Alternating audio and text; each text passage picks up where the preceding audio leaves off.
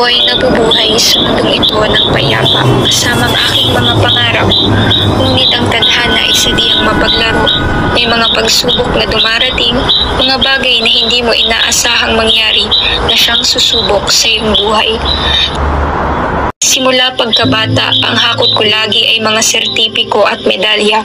Mga sertipiko at medalyang nagpapatunay sa mga tagumpay na nakamit ko sa buhay.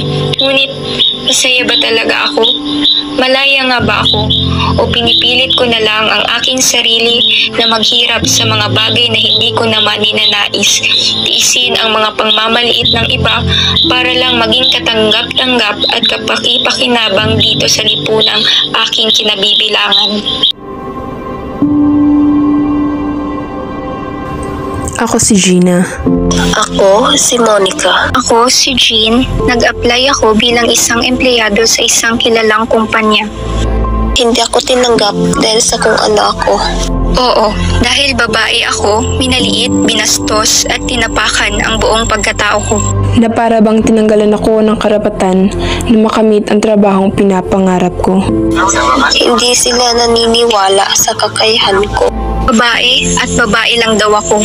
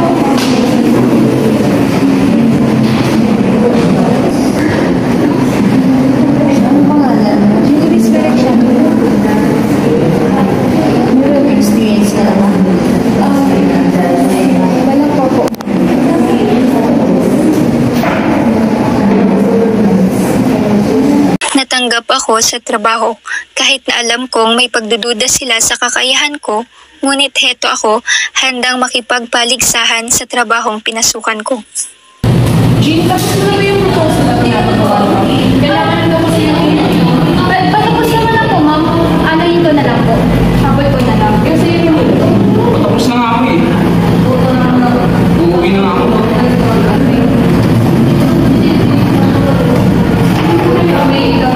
Kasi Jean, ito may pinapakapos ma'am na kailangan ko i-complete yung ako. Kaya ba? Sinabi ko ba ako? Kaya ba naman yung schedule kasi? Wait ko na ba? Getting you over? Ramdam ko ang tensyon sa trabaho, hindi pantay na trato sa mga empleyado, mababang sweldo. Lahat yan tiniis ko. Tinatrabaho ko pa rin para sa ikauunlad ko. Para rin mapatunayan ko sa kanila yung sarili ko. Kaya madalas nag-overtime ako.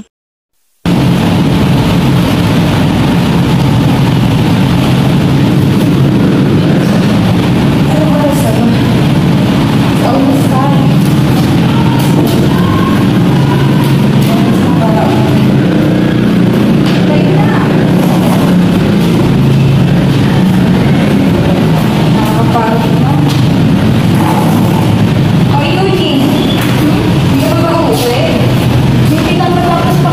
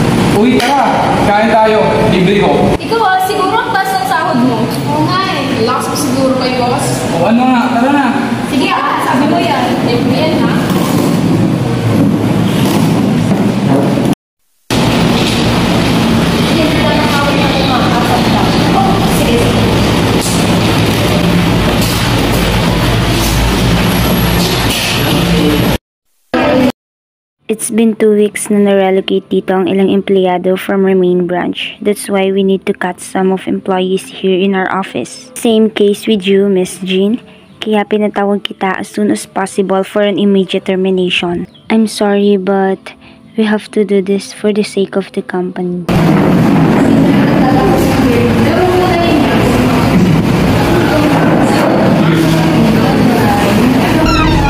Nahasa na yung abilidad ko ay siya namang sa pilitang pagkatanggal ko sa trabaho.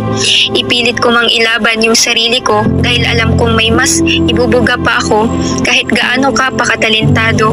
Kung may mas magaling sa'yo na kayang tumbasan ang kakayahan mo, hindi ka tatagal sa pwestong pinagtatrabahuhan mo.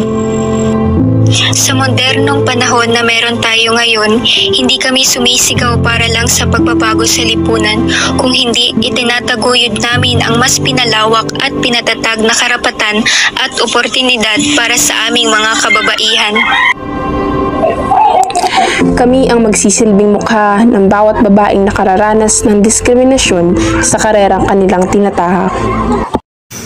Gender inequality in the workplace is still prominent within our society, affecting thousands of Filipinos every day. Values, beliefs, and opinions are matters to solve. They can be used as weapons for peace, but also weapons for hate. The Philippines still rank as second in Southeast Asia for gender gap, opportunities, wage, and even as simple as respect is deprived of marginalized gender. Gender discrimination in the workplace has been interpreted as the unfair prejudice treatment based on their gender, considering the ascribed rules and abilities specific for men and women. This has been led to deny their rights and opportunities to develop their skills in order to excel and contribute for national development.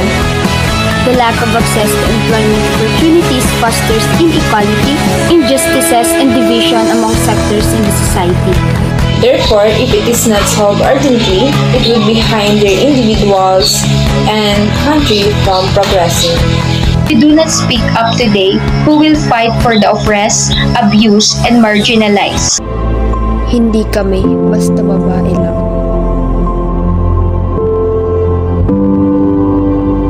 Dahil kami ang mga bagong babae sa lipunan. Hinubog ng mga pagsubok at karanasan sa buhay.